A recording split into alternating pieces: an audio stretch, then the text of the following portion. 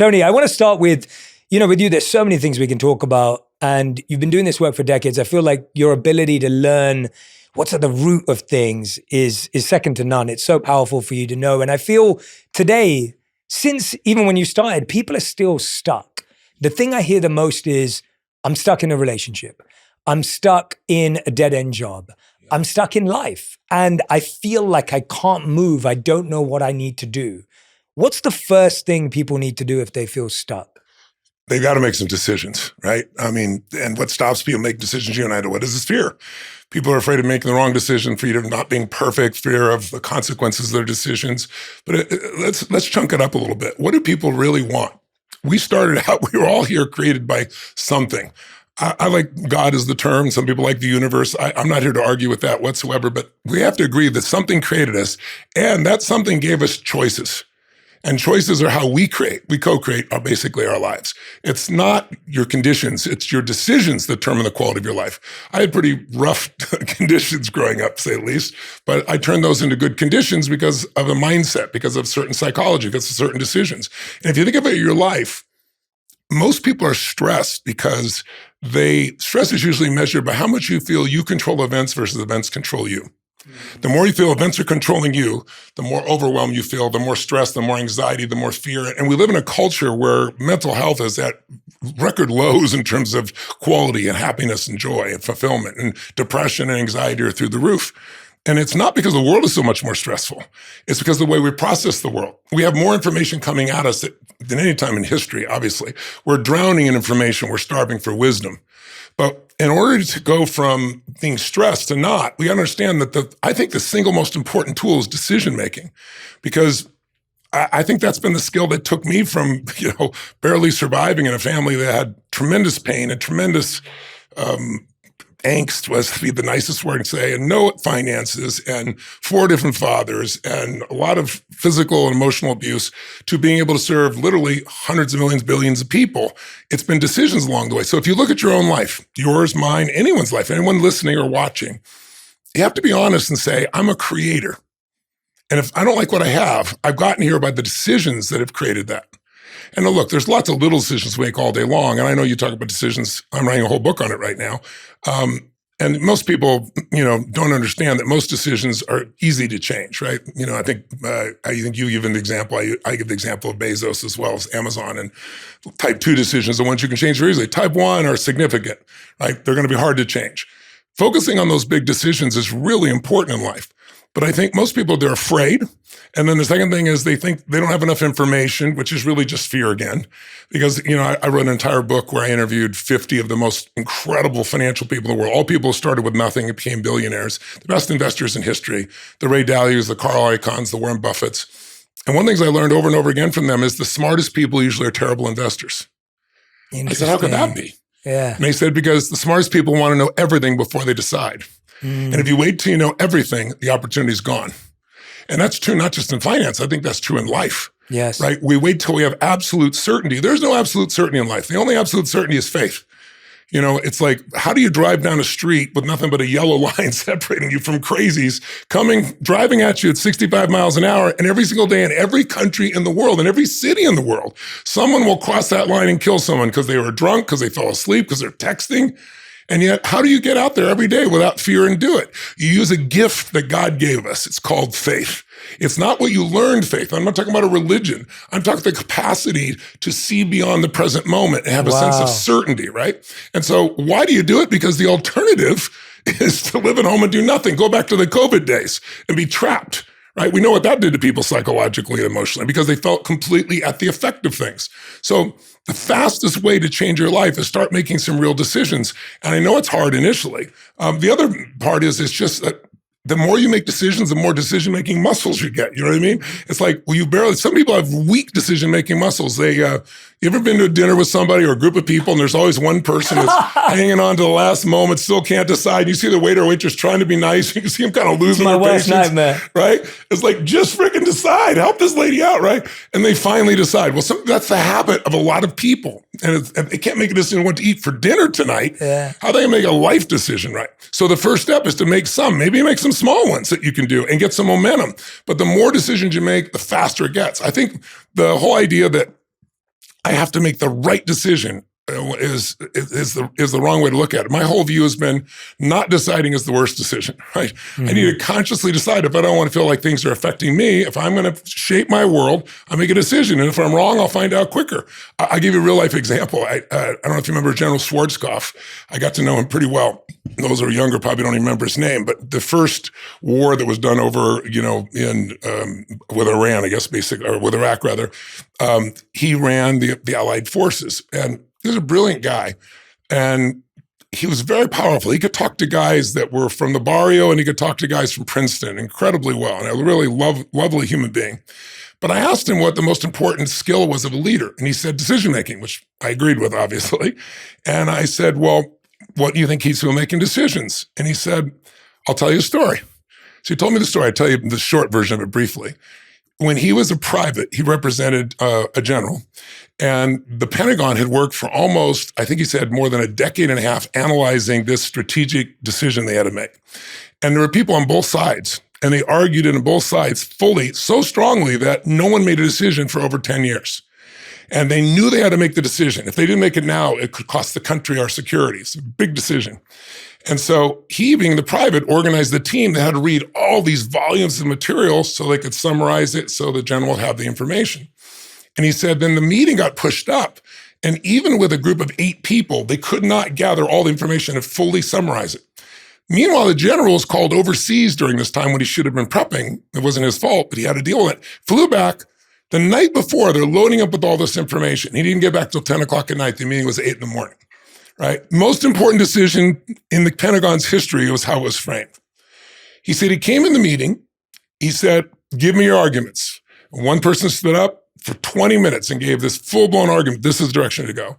All right, give me your argument. 20 minutes, full blast, their argument. He said, okay, do this. And he all saluted, and he walked out of the room. And he said, Schwarzkopf said, he was a private, not a general, right, at that time, right? He said, I don't know what the hell to do. He couldn't possibly know all this information. He couldn't possibly know what to do in this situation. And he was totally stressed by it. And so he worked up enough courage to knock on the general's door and said, General, permission to speak freely. He's at ease. He goes, General, I've worked on this for 4 weeks with 8 people. I said, you weren't even here last night. This is one of the most important decisions ever. I know you didn't have all the information. How could you possibly make that decision? He said, young man, because the decision needed to be made.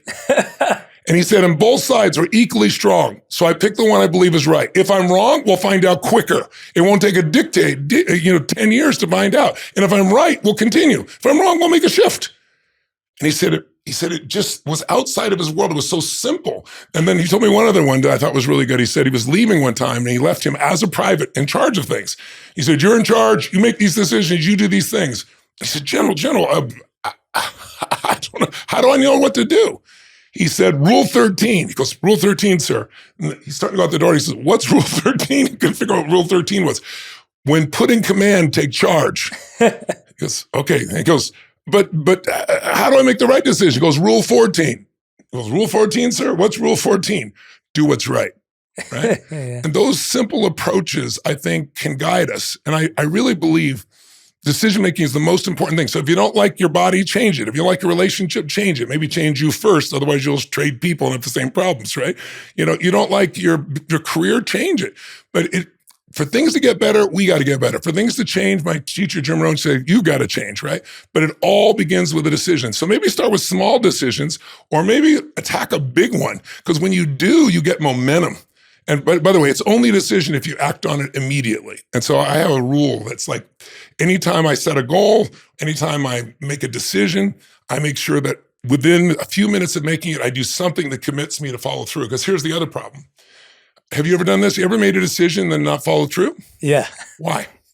Because I was maybe because I made a decision and I was uneasy about it afterwards, or there was some fear that crept in, or I didn't have a plan to execute it on it properly. Maybe one of those. All those are the typical answers. So you're spot on in your experience.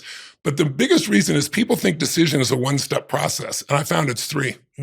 Right? You can decide in the moment.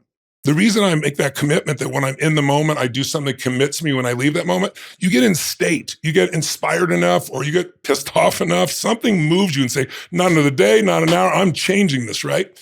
But then when you leave that moment and you get caught up with some meeting or something with your family or something in your social media, or email, or whatever it is, gradually you're in a different state and then you don't follow through. And what you said is true. Something else comes up that you weren't prepared for. Right? So a real decision, the word decision comes from incision in Latin, right? It means to cut off from. When you cut off any other possibility except what you committed to, you'll find the way. It's always tell people, if you want to take the island, burn your boats. As long as your brain has a way out, it'll go back. And it's amazing what you'll do when there's no option to go back. Most of my career has been because I had no net. I'm working with Serena Williams, and I got to turn her around right now. She can't get on. Her sister died. She can't get on the U.S. Open. She can't get on stand up. She can't get up to do anything. Everybody knows I'm working with her. If I don't get her up, the whole thing's over. I get her up. I turn the president around. I do whatever I've got to do. No matter who it was, with no net, you find a way. So I think the biggest thing is once you decide you want to go to the second step is commit. In fact, I hear women say this to me all the time. I know you have a large female audience. They'll say, men don't commit.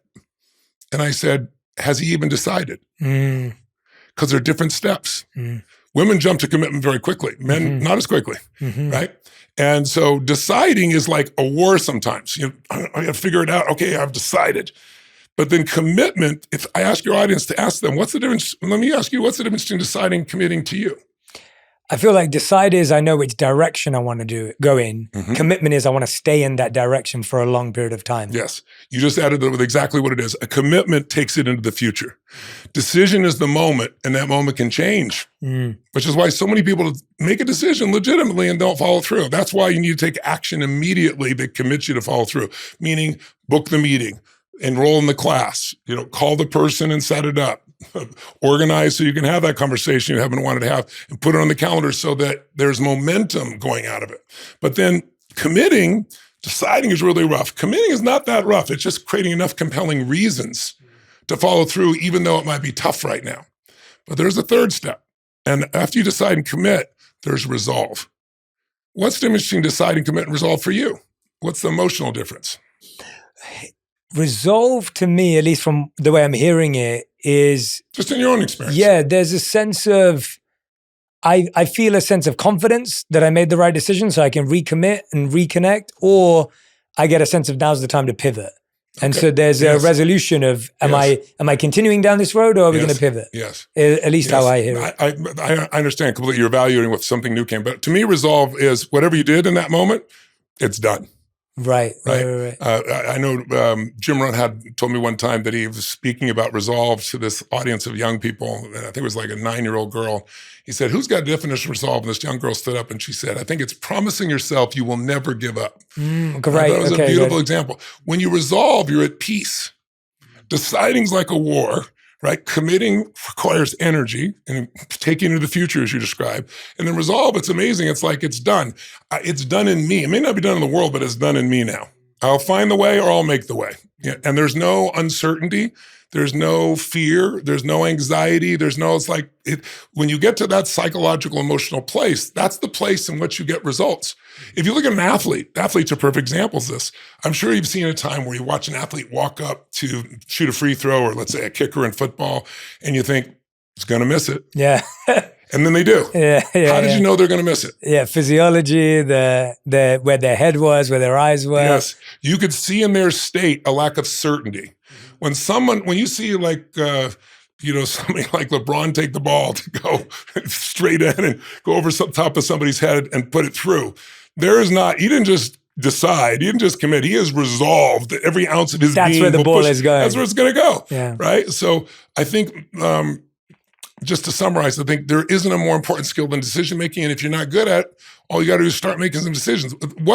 My question would be, instead of just listening to us today, if nothing else came out of this, what's one little decision you could make that would increase the quality of your life that honestly you should make? Maybe you've been putting it off because it's inconvenient, you've got lots of other stressful things in your life, or you're not really comfortable. But if you're really committed and you followed through, you just decided, committed, and followed through, right? Resolved. Where would you be a year from now? What would your life be like? And I would take a little decision, and what action would you take today? Make that decision now. And then if you're bold, What's a big decision? What's a tough decision? What's a decision you've been putting off, or and you got it's right, but it might be about a relationship. It might be about how you're dealing with your kids. It might be around your career or your business or your finances. But that's how life gets better. That's how you start creating life as opposed to being a manager of circumstance.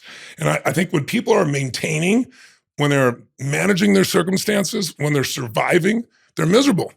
Like, we are made to grow and we're made to give. When we grow, we have more to give. And so I think decision-making is the pathway, one of them certainly, to getting there. Yeah, it's so powerful listening to you talk about it, because I feel a lot of us, the second mistake we make is that after we make a decision, we hope that that decision solved everything. So it's like you make one decision and then you're like, all right, well, I quit my job, or I left that person, or I got a new job, and that should solve it. And the reality is, what you're saying is, no, decision-making is a continual process. It has to happen time and time again. You don't get to make one decision and your life is solved. That's right. Life is made up of lots of little and big decisions along the way. You know what the biggest problem is that people have? They think they're not supposed to have them. Ah, right, yeah. Problems are a sign of life. I remember I interviewed what was his name? Norman Vincent Peale, Dr. Peale, who wrote the original Power of Positive Thinking book. When I was 32, he was 92, and he invited me, because my career was growing, he invited me up to Toronto to meet him at an event he was doing. So I came backstage, and we spent about an hour in advance, and I remember asking him, I said, I'm curious. I said, why are you still doing these events? And he goes, well, Tony, there's still a few negative people around here. At 92. I said, what's the most, and think about 92, he's men's horse and carriage to rockets, right?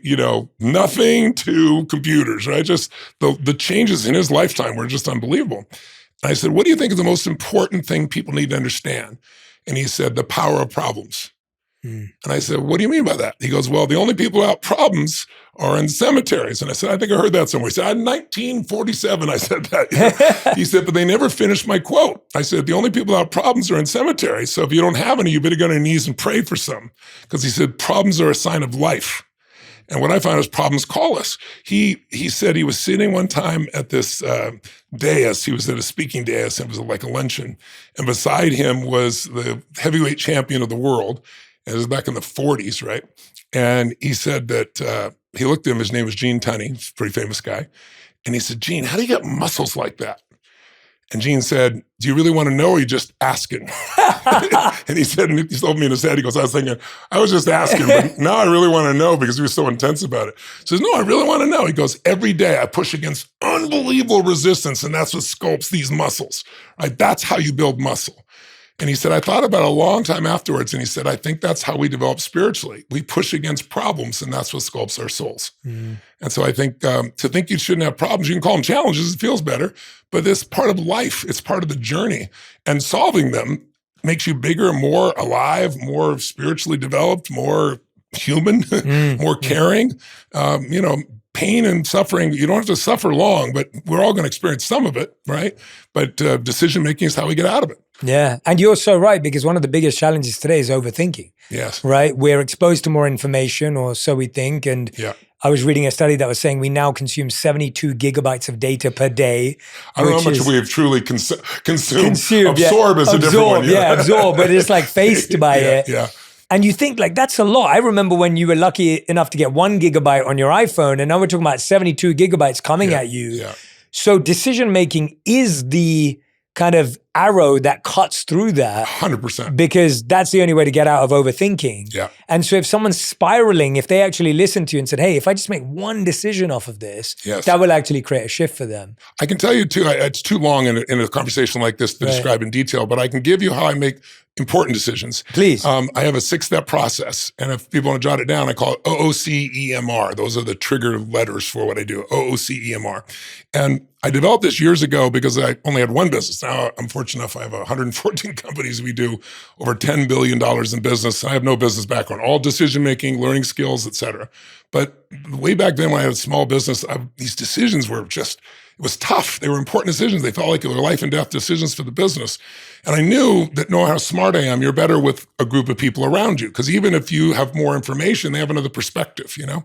And so I was trying to find a decision-making model. And I thought, well, all decision-making is really value clarification. Like what's most important to you? Like what you decide, what somebody else decide may be different, but may be right because it's about what do you value most, right?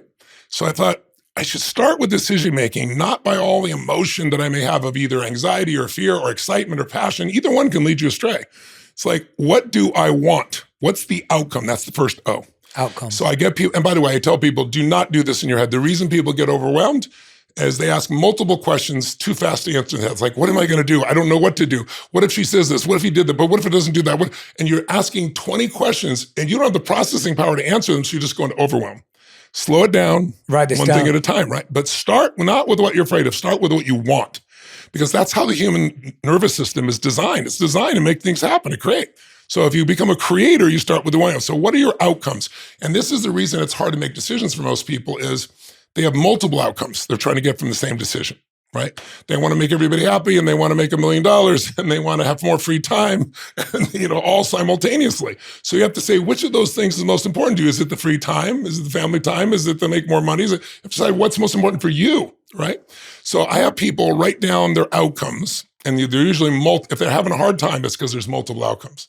And then I also say, don't ever do this in your head because you can't manage it all in your head. Picture's worth 1,000 words.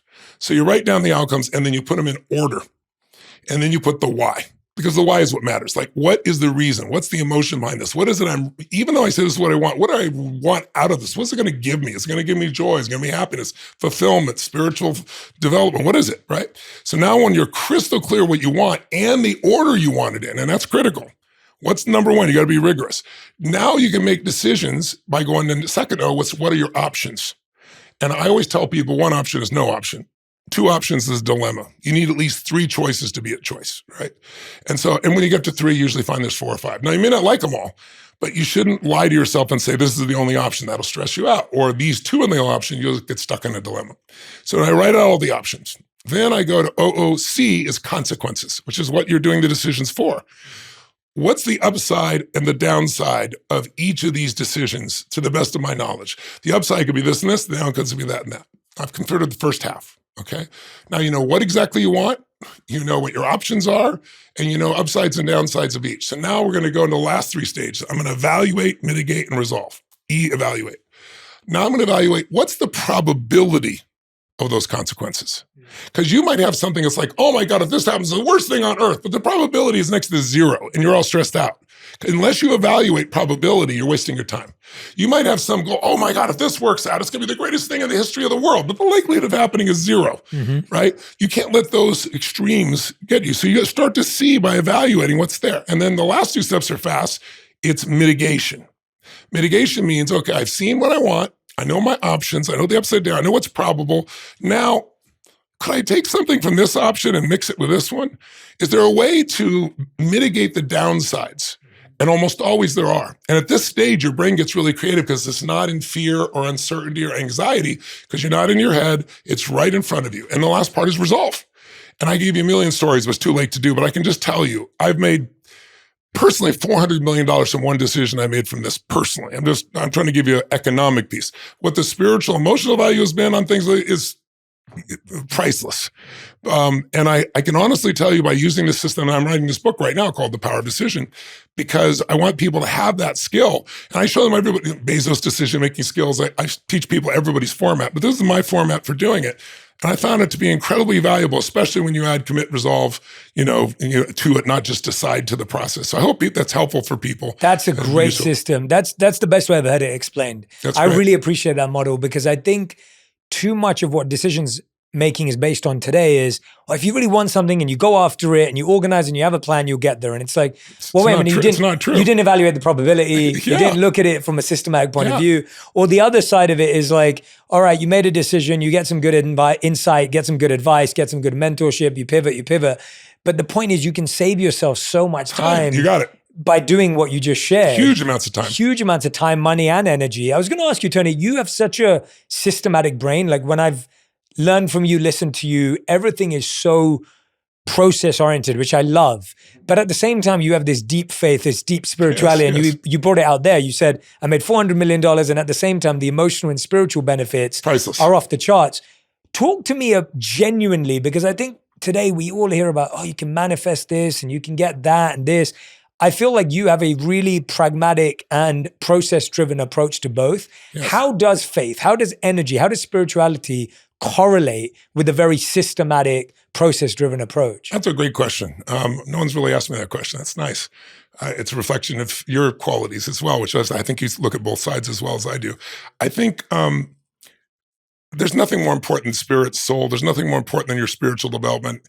Anything else is a joke. And yet, maybe the best way to describe it is think about it as East and West, right? We both have experiences of both. I go to India at least once a year on average, and I've been going since I was in my 20s because I was fascinated by the cultural differences. And as a gross generalization, the East is more about internal development. If you go to a place like Varanasi, which is one of the oldest cities on the planet, 3,800 years old, they have fires that have been burning for 38 straight years nonstop. And for people who don't know it, in that culture, everyone has different perceptions of God or belief of what God is. But in that particular culture, it doesn't matter what kind of Hindu you are. If there's some believe you should give up all your clothing, everything but your clothes. Some people believe it's studying the Vedas. Some people believe it's through yoga. Different ways to get to God. A million different ways. And there's more than 300 million different gods, your own personal God in that culture, right? Very different. But they have a belief there that if you die in Varanasi, it's the only thing you have unified, then you don't come back because the belief is reincarnation. So they want to, not come back, which would be nirvana, right? And they burn these fires. And when someone dies, they try to get to Varanasi no matter what they do because they believe if they die there, they won't come back. And the city is filled. You've been there, haven't you? Yes. Yeah. Filled with people that are dying and joyous. Mm-hmm. Like I remember we went to Mother Teresa's facility and there was a woman there that was, tiny little lady and she was like in her 90s. And I was talking with her, she broken English with her, and she was mad as hell. She was dying and she was mad. They scooped her off the streets and they're helping her. She came here to die because this was her, really pissed off, right? And then most Americans have, they burn the bodies. I watched them burn the bodies. I'm on this boat and I'll never forget the first time I did this. And I watched this little boy who was flipping this, looked like stick or twig, and it was his grandfather's leg. No one is crying. No one is sad. They believe that the body is the t-shirt. You burn it and it goes away. So the spiritual side of life is all that is seen there, but yet people live in squalor. You come to America and people get stressed about they didn't get the special burger on sauce on their burger, right? And you see people that live with tremendous economic opportunity who spoil it and don't take advantage of it. And people have tremendous economic opportunity when they're not fulfilled in their relationships. They're not, who's to say they're not spiritually developed, but looks on the outside by the way they treat people, they're not spiritually developed. And so I don't believe you have to pick one or the other. I believe that they go together. I've always believed when I originally was learning, constantly listening to albums, that's how old I am, and cassette tapes and reel-to-reels, that's how old I am, 8 tracks of various professors, speakers. I was just immersing myself in things. I noticed almost everybody specialized in either how I can look at as philosophy or strategy, right? Philosophy is critical. It determines the quality of your life. It determines whether you're happy or not happy, fulfilled or not fulfilled. Strategy is how. How do you get it done? And strategy is critical because you could save a decade with the right strategy in business, in your personal life, with your body. The wrong strategy and you're going to be ill, right? And so early on I decided you need both. So I teach both. And I don't think that's anything but intelligent, to do both. So that's how I look at it. But if you think, like, what creates, when you look, I try to look at what does everybody want? And we're all different. And I think the best example I can give is that people want an extraordinary quality of life. But that definition is different for everybody. Mm-hmm. Like some people's idea of an extraordinary life is, 3 beautiful children and a husband or wife that they adore. Some people's is to write poetry or write music or to build a farm or a garden. Some people's is to grow a business. Everyone has completely different ideas of what that is. I don't pretend that my life should be your life, or I'm the example for you, but I'm an example of how you can take what you believe you want to create and make it real by a combination and enjoy it. Because how many of you have achieved everything you want and then said, is this all there is? Because they didn't have the right philosophy, or they were trying to achieve something they thought would meet a need for significance and they missed love, the more important pieces of life. So I believe that there's 2 primary skills to have an extraordinary quality of life, which I would define as life on your terms. So the first one is the science of achievement. That's a skill. So when I wrote my financial books, I ended up writing 3 of them. I never intended that. But after 2008, I was so angry because I worked with Paul Tudor Jones, one of the top 10 traders in the history of the world. And I knew this was coming. I tried to warn people. And only a few number of people almost destroyed the world economy, right? And then we punished them by giving them more of our money. That's the most crazy thing. So I don't have a lot of power, but I have the power to convene. And so I brought together 50 of the best financial people in the world and kind of dug into their brains and figured out what's the common pattern. They're all different that have made them go from nothing financially to financially free. And I want to show people that's still doable because I think most, especially young people today, don't think that's possible. And they're wrong. The system's rigged is what everybody says. It is rigged to some extent, but it's still totally winnable. Life isn't always fair, but it's still magnificent, right? You can still make it magnificent. So the skill sets, it's a science. If you do certain things, you're going to have too much month at the end of the money, right? You're going to have stress. If you do certain other things financially, you're going to be free. That's a science. Your body is a science. Every one of us is slightly different. But there's certain patterns that if you violate them, you're going to have illness. You're going to have disease, right? That's what it is.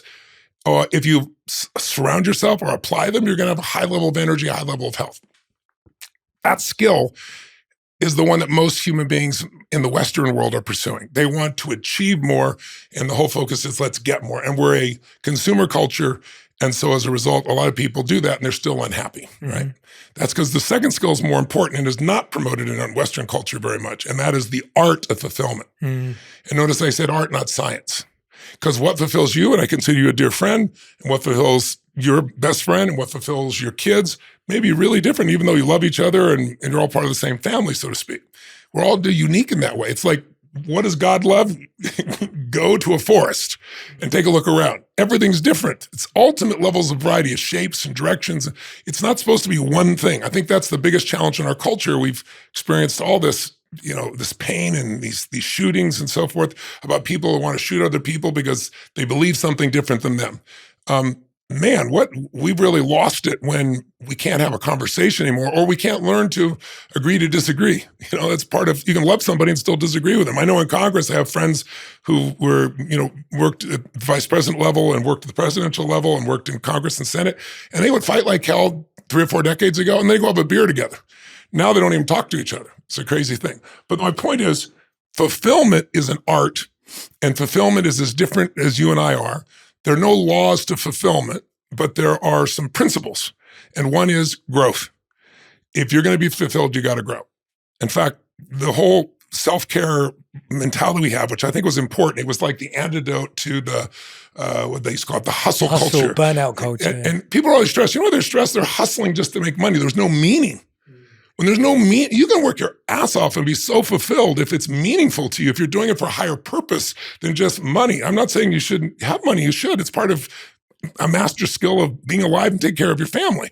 But if that's the only thing you're doing it for, you're going to stress out and burn out. I mean, stress comes from making things more important than they really is. Failure comes from making things less important than they really are. It's an art, right? But the fulfillment side is finding what it is that allows you to grow, because when you grow, you feel alive. I always tell people ask me all the time, they say, what is it that makes people happy? You travel the world, you meet millions of people. What's the common key to happiness? And I say progress. Progress equals happiness. When you're making progress, you're happy. Even when you achieve it. Like, can you think of a goal you've achieved that you're really proud of, and then afterwards thought, is this all there is? No. Oh, good. I'm so glad. Well, you're more purposeful. Yeah. Of course, the Purpose Podcast. No, and you too. No, but as in, I think that's because it's about progress. Yeah, yes. No, I'm agreeing with you. Yeah. Have you ever had, though, a goal where you achieved it and you're out of your mind? Like, out of your mind and good, like celebratory? Probably not either. Oh, interesting. Yeah. Well, most people have had some celebration that they've had. Yeah. And when they celebrate that, what I always ask people is, you're really celebratory. It was great you achieved it. You were proud of yourself. Great. I say, how long did that feeling last? Not long. And I say, did it last 6 years? No, 6 months, 6 weeks, 6 days, 6 hours. Most people, somewhere between 6 days, 6 hours, and 6 weeks max. Because, why does it go away? Because we're not made just to achieve goals. We're made to grow. We're made to become more. Because when we grow, when we make progress, we have something to give. We have more to give. So it's like everything in the world either grows or it dies. If your relationship's not growing, don't BS yourself, it's dying. If your business is not growing, it's dying. If you're not growing, some part of you is dying inside. So, but I found that when people really grow, they're happy and then they want to share and they have something worth sharing, right? Yeah. So if you look at somebody like Robin Williams, I mean, Robin Williams, I think was one of the gifts of our country to the world. He made people laugh all over the earth. He came here to Hollywood, where we are right now. He had almost no resources except creativity. And he said, I'm going to star in my own TV show. Everybody says that. Nobody does it. He did it. Then he said, okay, I want to not only star in my own TV show, I want to make it the #1 show in at least 5 countries. He did it in 9, right? Then he said, I don't want to do TV anymore. I want to make movies. That's more dramatic. And he did. Then he said, I want to win an Academy Award for not being funny, a dramatic Academy Award. And he won. He said, I want to have a family that totally loves me and I love me. He did it. He said, I want to have more money than I could ever spend. And he did it. And he hung himself in his own home. How do you explain that? Now, people say he had Lewy bodies in his brain, but he abused alcohol and cocaine and drugs his entire life, staying hyped up.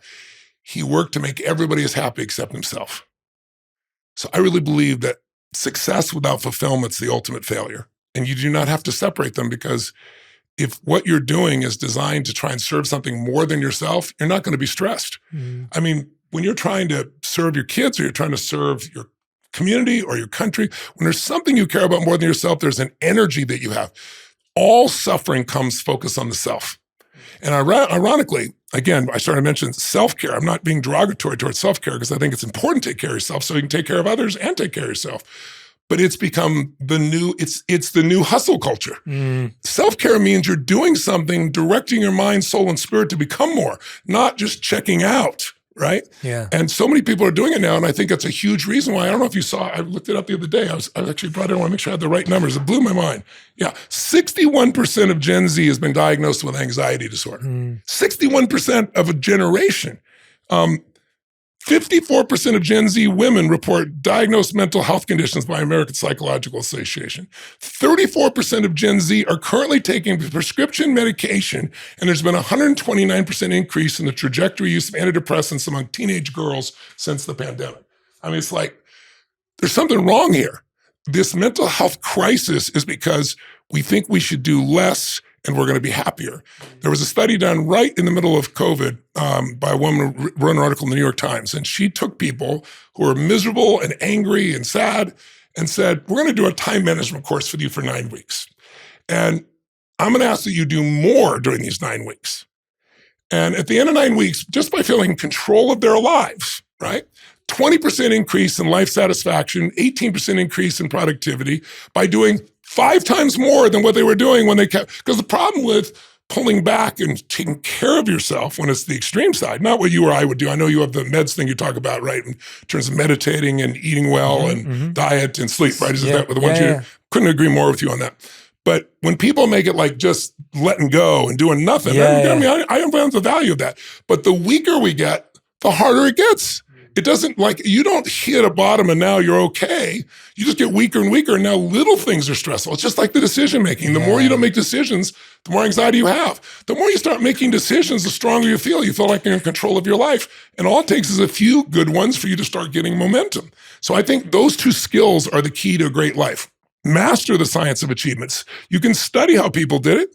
Get the same thing with your body or your emotions or your relationships or your finances. But then when it comes to fulfillment, you have to discover what will help you to grow and what will help you to give more and what taps you. I'll give one final little example because it's humorous to me. Please. Steve Wynn is a good friend of mine who built most of Las Vegas, about half of Las Vegas. Beautiful My favorite man. hotels. Yes, beautiful, beautiful old man. And Steve is quite a philanthropist, great human being, a good friend of mine. So we both have vacation homes in Sun Valley, Idaho, for the snow. And I arrived one morning or one night, the night before, and I got there like 2 or 3 in the morning, and the phone rings at 8 a.m. I mean, 4 or 5 hours sleep. Who could possibly be calling me at this home, right? It's Steve. Tony, it's my birthday. I want you to come over today. I said, Steve, I know, but it's 8:15, 8:30 in the morning. I just got here. He goes, listen, I got this new piece of art. He said, it's unbelievable. I've coveted this piece of art for the last 13 years. He said, I I outbid everybody at Sotheby's, and literally they delivered it late last night for my birthday. You must come and see this painting. I said, all right, Steve, I have one question. How much did it set you back? $86.9 million. Wow. $87 million. So I said, Steve, screw lunch. I'm coming for breakfast. I got to see what an $87 million painting looks like. And I'm picturing God crashing through the clouds, some Renaissance image, everything else. I get there and he takes me in the room and he goes, see? And I look at it and I understand what it is. It's a Rothko, but it's an orange square. If you've ever seen a Rothko, it's literally an orange square, orange and red square. And I said, Steve, they missed a few spots because it isn't filled in right. He got a little, and I said, this is a Rothko. I said, I know what it is. He goes, yeah, but I said, Steve, I said, give me $100 worth of red paint. Give me a piece of paper. Give me 20 minutes. I think I can do this again. And it stirred him up a little bit. He knows I was teasing him. He goes, Tony, you understand? He committed suicide. Started telling me the whole story of the guy. I said, well, for suicide, he should be his blood for $87 million. I mean, come on, right? But the reason I tell this story is he can barely see, but he can have almost an orgasm looking at that. Because he finds meaning in everything. Like he knows what every stroke means. I see an orange square. I'm unsophisticated. So what makes you feel fulfilled depends on what you focus on. And people say, why did he do that? He should have given that money away. He's given millions and millions and millions, hundreds of millions of dollars away. That's just everybody's judgment. I think you should figure out what it is that fulfills you, because if you don't find fulfillment, you're going to be miserable. More stress comes because you're not fulfilled. It's not because you're not achieving. It's because you're not making progress on what matters to you. It's because you feel at the effective events versus your affecting events. So many breakthroughs there that I just want to flag for people that I think are huge.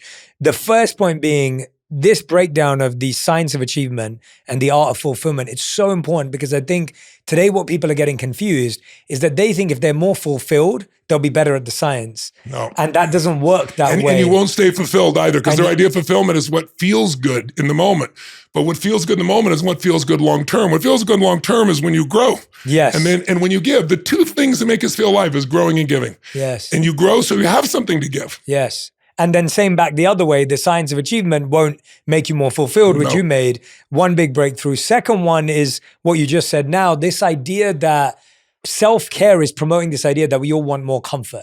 Yes. That we should all have more comfort in life. And if we have more comfort in life, then we'll be happier. And you're completely kind of uprooting that and going, well, actually, the discomfort makes you experience progress, which equals happiness. That's correct. Because that's the algorithm that we want to be a part of. And that's the hard choice, because that hard choice is choosing the discomfort, choosing the discipline, choosing the decision that may feel hard but is right. But the one that's the hardest one is regret. Not making the decision almost always leads to regret. If you make a decision that's wrong, you can change it, make another one. Even those type 1 decisions, that Jeff Bezos talks about, most of them are still possible to change. This just takes a lot. So it's always possible to shift. What will screw your life up is not deciding, is living on the fence, because the brain does not do well with uncertainty, right? Well, that's one of the human needs, is the need for certainty. And the fastest way to certainty is just make some decisions and act on them and discover what's real. So I appreciate your meta comments about that, because I think it's really important to master both skills. I know so many people that have achieved so much and they're so unfulfilled. And there's so many people that are trying for fulfillment and they, it never lasts. It's because you got to think about it. Everything in life is calling us to grow. And if you want to know what doesn't work, the pop psychology of self-care is not working any more than the hustle culture did. They're both extremes. Right? Life's a balance, right? And if you want to see what the results are, look at the medication. And millennials are known as the RX, not the X generation, the RX generation, right? So it's that is not solving it to feel good. Not feeling good is part of what gives you drive. It either destroys you or drives you. You have to make those choices. And most of us will not let it destroy us if we don't medicate ourselves. If we find a way to push through. But if you don't have to, people go for comfort. And comfort will never make you proud. Comfort won't make you strong. Comfort will not allow you to inspire your kids or your community or your friends. But there's a greater thing than comfort that comes from fulfillment by pushing through what. And here's the other part. It's I hear the other pop culture element drives me crazy, is self-esteem. Oh, I don't have any self-esteem because when I was a child, people said these horrible things to me. And how convenient you only remember the horrible things they said to you, right? They said lots of things. But the truth of the matter is what people said to you makes no means whatsoever as to whether you feel like you have high self-esteem or not. Self-esteem is earned by yourself, with yourself. Someone can say your whole life, you're beautiful, you're gorgeous, you're so smart, and you can fear you're not. Right? I mean, people like that all the time, right? Absolutely. And they have all this anxiety because they thought they're the best in the world and they find out they're not. The parents overblew who they were at that stage. They didn't teach them to develop it or to push through or develop the muscle that would make them the best in the world at what they do. On the other hand, you can be told by people you're a piece of worthless piece of junk, you'll never be this, you're a piece of that, and that person can say, screw you, I'll show you who I am. So what people have said has zero impact on your self-esteem, and telling people they're great or not great does not change it. Teaching them to have grit, teaching them to push through. The way you develop esteem for yourself is by doing difficult things that you know are right. When you do something that you know is right, even though it's difficult, your esteem for yourself grows, and no one can take that away. You can take away money or material things. No one can take away who I've become as a man and my path, or you as a man, or anyone else as a woman. And I think it's really important to know that if you want to feel good about yourself, it's not by relaxing. Don't get me wrong. I know how to relax. I know how to take time. And I have a beautiful family. I have 5 kids and 5 grandkids. So I certainly have to be able to do that. And one of my kids is, thanks to COVID, I have a 51-year-old daughter and I have a 4-year-old daughter. So I have quite a spread at 60 when I'm going to be 66 pretty soon. So to give you a sense. So my life is full, but it still has to have growth in it. It still has to have progress. And that's what makes it fulfilling. Yeah. What's the difference between growth and hustle? Meaning? Well, yes, exactly. Hustle, I'm just doing it to try to make money. If I'm busting my tail, but man, I know what I'm doing. You know what it is? I measure people's lives. I again have to give a 0 to 10 score on their body, not compared to someone else. Like your idea of a 10. When I was 20, I thought washboard abs was a 10 and I had them and my back hurt. My shoulders, I was out of balance, right? Everything else was screwed up, big biceps and weak in other areas. So I asked people, where are you 0 to 10 in your life today based on what you want for your life? Is it energy? What is it? Where are you 0 to 10 in the level of meaning and emotion? Because if you don't measure something, you can't manage it. I'm giving 0 to 10, a little description. Give me 0 to 10 where you are in your relationships. And the most important one, your intimate relationships, because friendships are easy, right? Where's that 0? And if you don't have one, that's 0. And you want to see that, so it pushes you, right? Where are you in, your, and this is the one that led me to it, is your work. Or is it for you a career? Or is it, a calling or a mission? And I already know who people are based on which word they pick. If it's work, it's work. If it's a career, they work at it and they're pretty fulfilled at it. But if it's mission, like I know you and I are both called. Mm-hmm. I don't have to do this another day of my life. I do it because it's my mission. It's my purpose. I believe it's what I'm made for. There is no amount of work that can wear you down when it's mission. 0. And if you haven't found that, I would caution against one other thing, if I may. You've stirred me up with some different questions. Yeah. Here. It's good. I think it's important to understand a lot of people are trying to find their purpose. What's my purpose? What's this big purpose? Who said you had one? Right? Who said you had one for a lifetime? Like, if you write down a purpose statement, this long mission statement, it sounds real good and you read it, it's never going to cover all of who you are, what you're for. I have a different purpose when I'm sitting down with my daughter, my youngest daughter, than I am with my oldest. I have a different sense of purpose in what I'm doing in this business is for that. I have a different purpose in our conversation today. Purpose is what gives life meaning. Mm-hmm. But you don't have to have one giant purpose that you're struggling to find. Life will evolve. And if you just keep moving forward in a purposeful manner, like whatever you do, there's some meaning to it, then I think you're going to find you're much more fulfilled. And those measurements, by the way, I would do them on your finances and I do them on the spiritual side of life, not religious, but like religio means celebration. Most people in religion don't have a lot of celebration anymore, right? Just a bunch of rules. So it's like, okay, I divided it between how much are you celebrating your life? Because isn't this an unbelievable gift that we're sitting here breathing, this heart's beating, we don't have to work at it, that the skin's working, that we can have a conversation, that we can feel, that we can live, that we can have our children.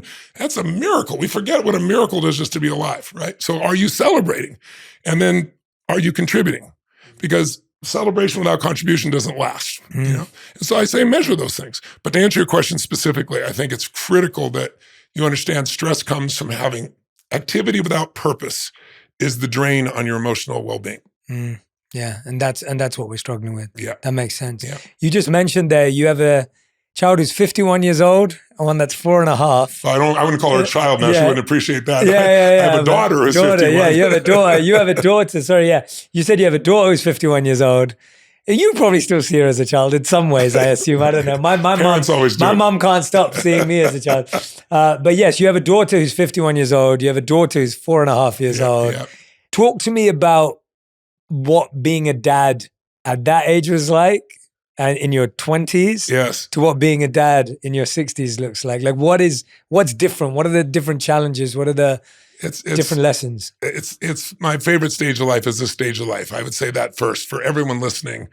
I look at life in seasons. It's like I'm a big believer that the 3 skills we need to teach our kids or ourselves, especially in a world that in the next 5 to 10 years will have more change than any time in human history, between nanotechnology and AI and robotics and everything else. The world is going to change like never before. So how do you have an advantage there? You have to master 3 skills. You have to master pattern recognition so that you're not fearful. Yeah. A lot of fear is because you think this is the only time this happened. Politically, well, it will never have been this way. It's bullshit. I can show you stuff that makes Republicans and Democrats look nice to each other from the past. When you recognize a pattern, you go, okay, this has happened before. And seasons are one of those patterns, right? And then you're not fearful. And then the second part, it's not random. The second skill is mastering really pattern utilization. That's what gives you power in your life. Because now a baby can't get out of this room until they recognize almost all rooms have an exit. And if I look around there, it's shaped a certain way. And there's a handle that if I push, pull, I can get out of here. If you don't, you're trapped. So pattern recognition is power. At a little level, get out of the room. At a big level, if you look at somebody that's great in business, like how do I have all these companies? I couldn't even run one company with 5 employees. I was trying to do $1 million in business. I wasn't hitting it. And I was stressed out of my mind to now have 114 companies doing 10 billion. The difference is pattern recognition. It's like understanding and then learning how to use those patterns in those situations. So if you're good in business, there's certain patterns. If you're good at investing, there's certain patterns. If you've got good mental health, there's certain patterns. If you're physically well, there's certain patterns. If somebody's a good dancer, they recognize how to use patterns to produce a specific result. Spielberg has made movies for 40 years. He knows if I move in slowly like this, he knows if I go fast, what'll happen. If I pull back, if I bring the music up here. So anyone that you probably respect and like doesn't just recognize patterns. They got great at using them.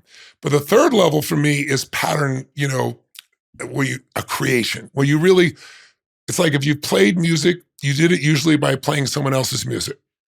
Beethoven, Bach, whoever you did, you learned someone else's patterns. And you did that long enough, you could use it. And then one day you start to come through. You start to become a creator, right? We stand on the shoulders of the people before us.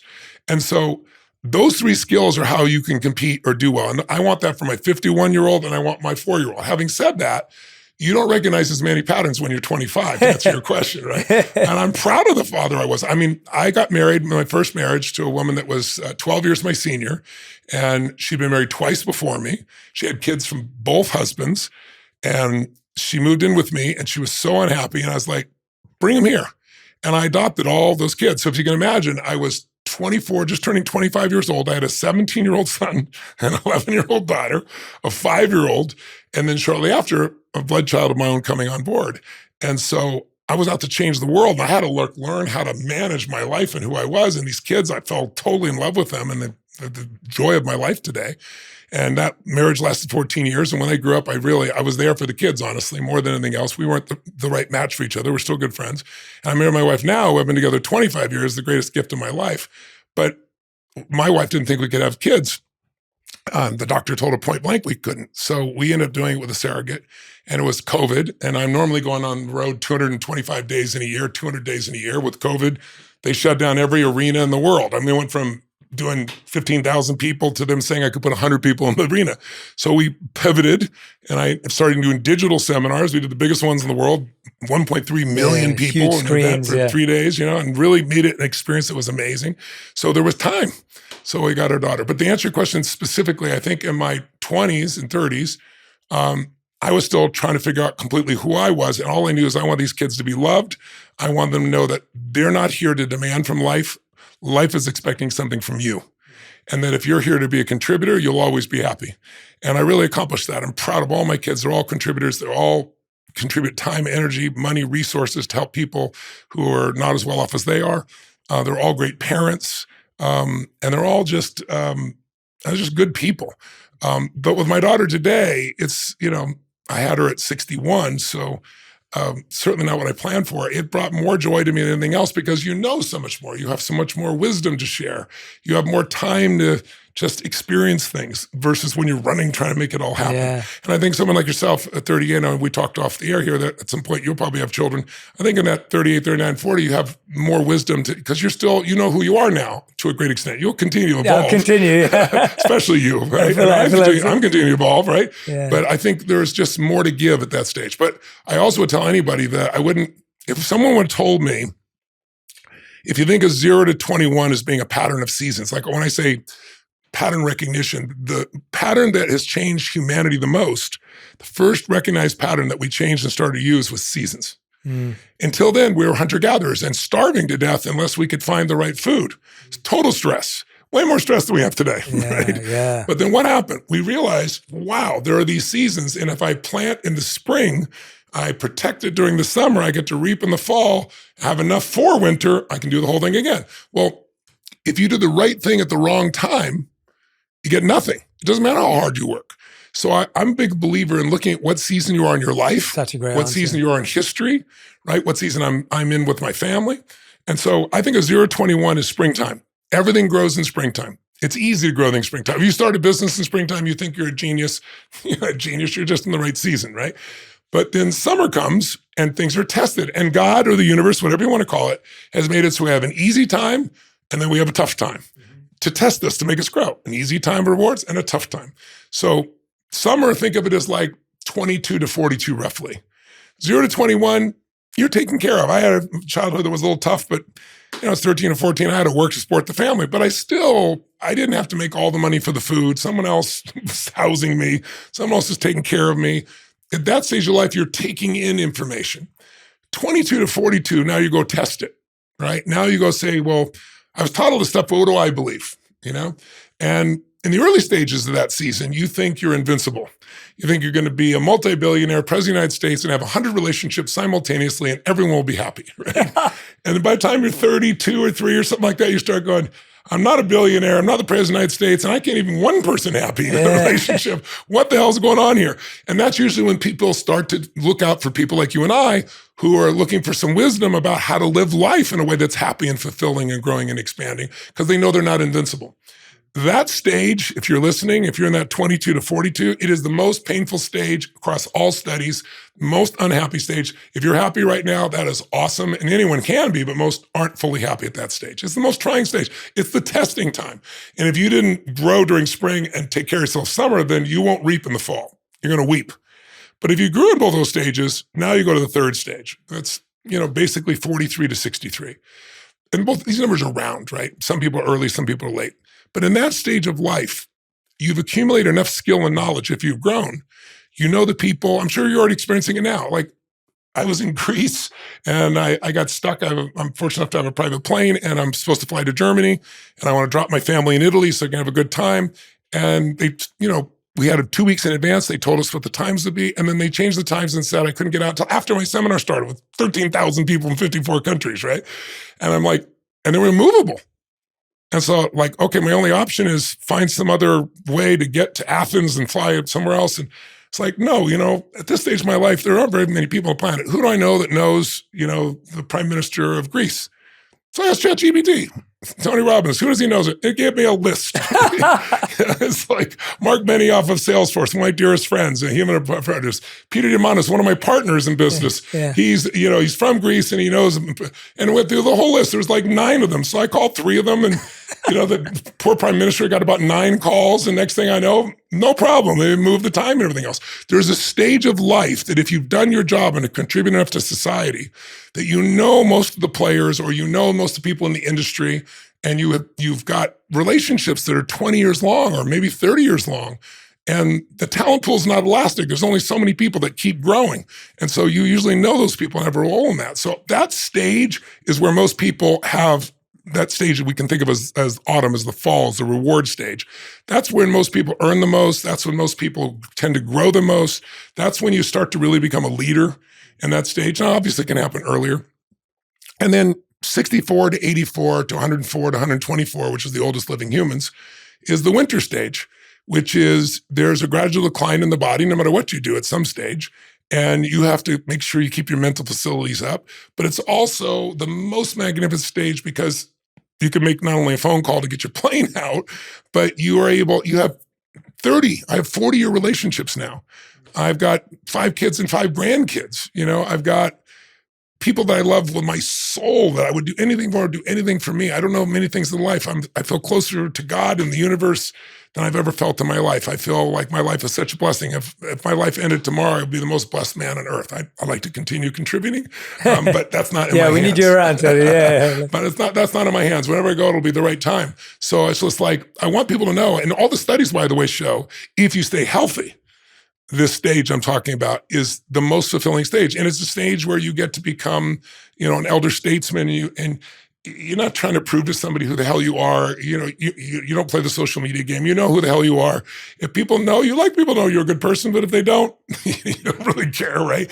You just go deliver what you're here to deliver and do what you're going to do. So those stages of life, I think, are useful because we're all different, but there's a racetrack to life. And you're not there yet, but there's a stage in your life when your brain will go, there may be more days behind me than ahead of me. Mm. That's usually midlife, whatever age that is in people's heads. It's different for everybody.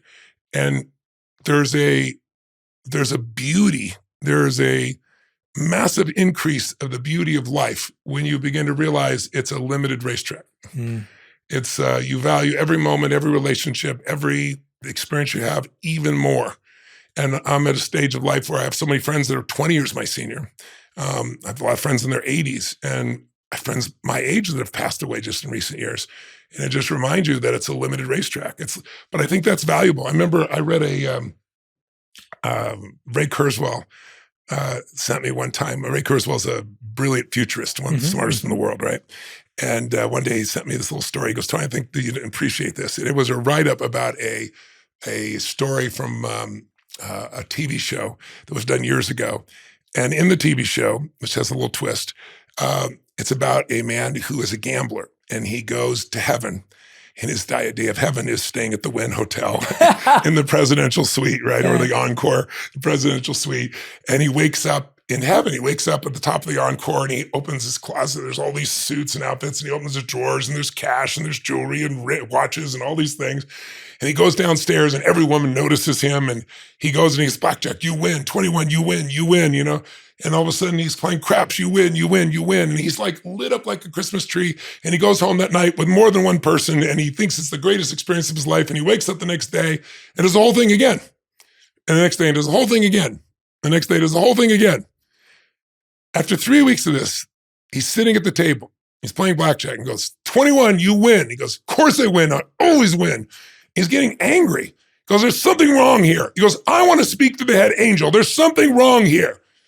And so the head angel comes over. He looks like Guy Lombardi in his tuxedo and says, can I help you, sir? And he says, yes. He goes, I win every single time. He goes, there's a mistake here.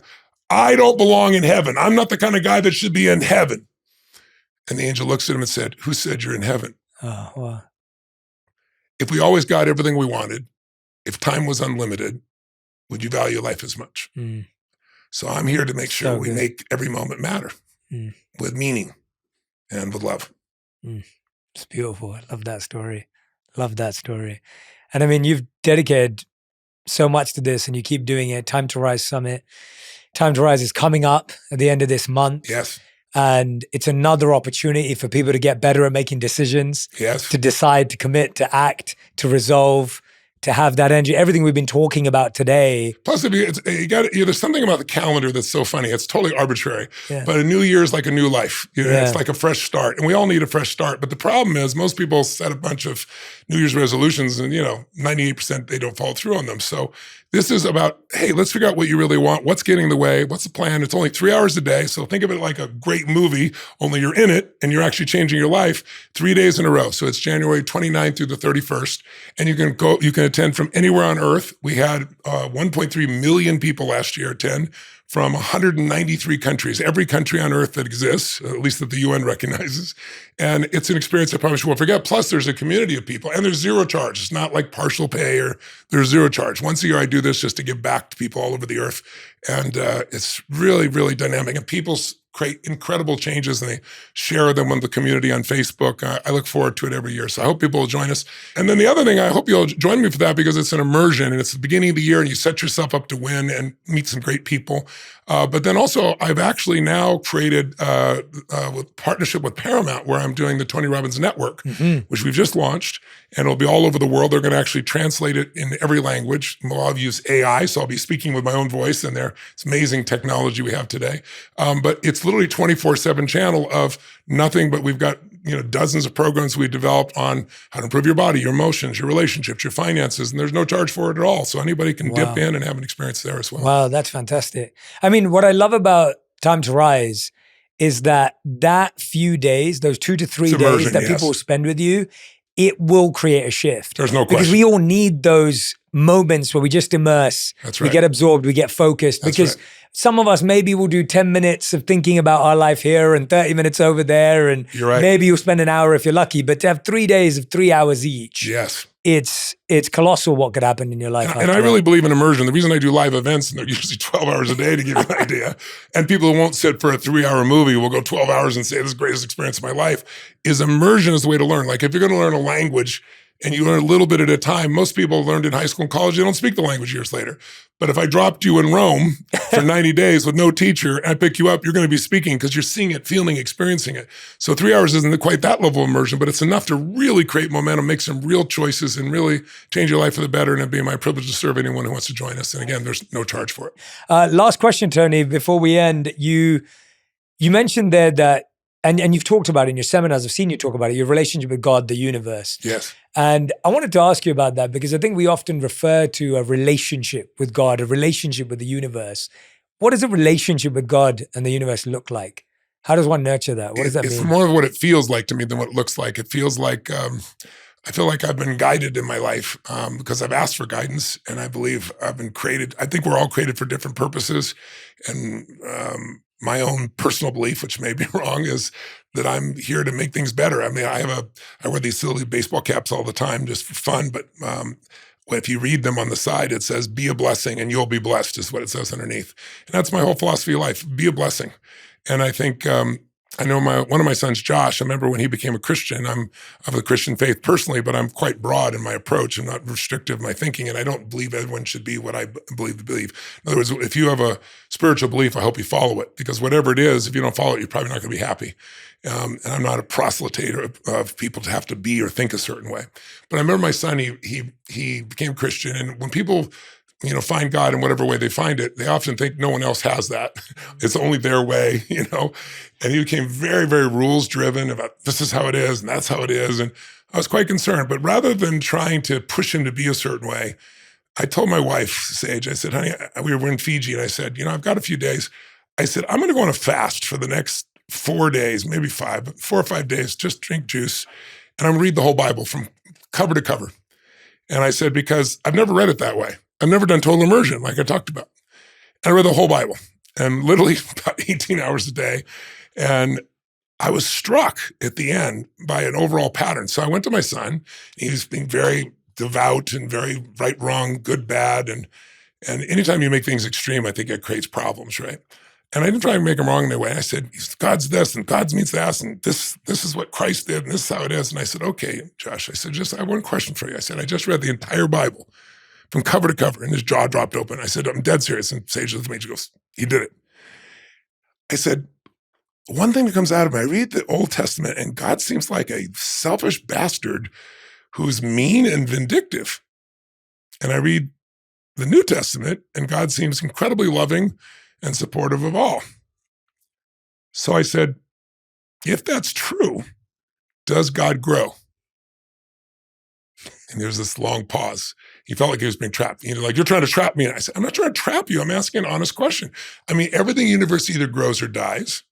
So does God grow? If the Bible is a real reflection of God, and there are many other books that are a reflection of being inspired by the divine, but let's say that's the book, does God grow? Because it sure looks like it in the book, And if that's true, the only reason I'm bringing that up is I know what you're fearing is that you can't have absolute certainty about how things are, which is what everybody wants, but you could have faith. And I said, He goes, well, God knows everything. God knows what you're going to do before you're going to do, how it's going to be. And he gave me this rattle. And I said, okay, I believe all that. But the question is, does God grow? And he couldn't give me an answer either way because he felt like he was being trapped in it. But eventually he loosened up. And I can say today he's much more balanced, you know, in that area. He's not trying to make everybody else believe what he believes. But I think the universe grows. I think God grows. And I think it's our job to grow. And I think that when I look at the spiritual side of life, the relationship I have is one that's more emotional than visual. I feel like when I get up to serve, God comes through me. When someone stands up and let's say it's a date with destiny, you've been a date with destiny, you never know who's going to stand up. They could say, you know, I'm suicidal, or they could say, you know, I'm considered killing myself and my 5 kids. I mean, I've had that come up. They could say I made $400 million and I'm depressed and people want to slap them. You never know what somebody's going to say. But the minute they stand up inside me, it's already done. Not because I'm so smart, because I know they stood up in this moment, I believe, because this is all by design and the right answers will come through me, and they do. I mean, I've never lost the suicide, knock on wood, in 48 years. And I'm sure some people may have seen I'm Not Your Guru on Netflix. It's a piece, but you see fantastic. You see people 6 years later, like the woman that was there that was suicidal, that was in that cult where they make you have sex with the adults. And she's got out. She's now a psychologist. She's rescued all these other kids.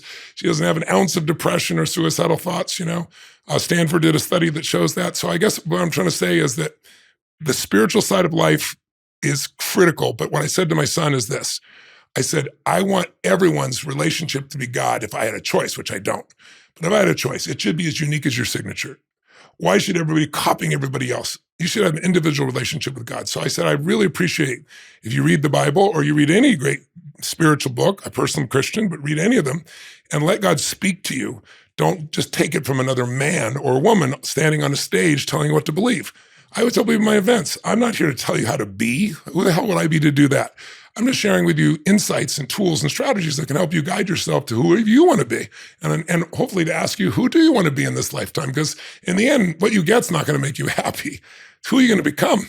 That's going to make you happy or sad. So I think it's an individual decision, and I think it evolves for people over time. But I think it's one of the most important things, because for those who believe that there's nothing, nihilistic, but this moment or this body, I think that's a big mistake. It's like saying Webster's dictionary is the result of an explosion at a print factory. It all came together perfectly in balance. I just don't buy that, even logically.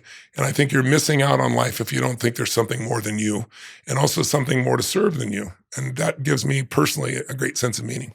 Yeah. Tony, thank you for your work, your tools, your insights, your life, your service. Thank you for your time and energy today. Thank you for all that you do. I appreciate it so much. No, I'm so grateful for our friendship, honestly. It's been a real gift. And I want to push people to timetorisesummit.com.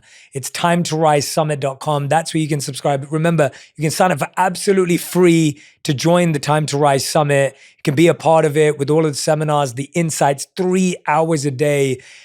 It's very rare that we get to do a podcast and I get to direct you to something which will exactly solve what we've been talking about. Today, we get to do that. Get to give you this summit as a gift. It's absolutely free that Tony's doing with him and his friends. timetorisesummit.com. Please go do yourself a favor. It's a gift. It's free. Start your year off right. Get into that great season in the first quarter of this year. And remember, I'm forever in your corner and always rooting for you. Tony, thank you so much. Thank you, brother. Truly, thank you. Appreciate it. Thank you so much for listening to this conversation. If you enjoyed it, you'll love my chat with Adam Grant on why discomfort is the key to growth and the strategies for unlocking your hidden potential. If you know you want to be more and achieve more this year, go check it out right now. You set a goal today, you achieve it in 6 months, and then by the time it happens, it's almost a relief. There's no sense of meaning and purpose. You sort of expected it, and you would have been disappointed if it didn't happen.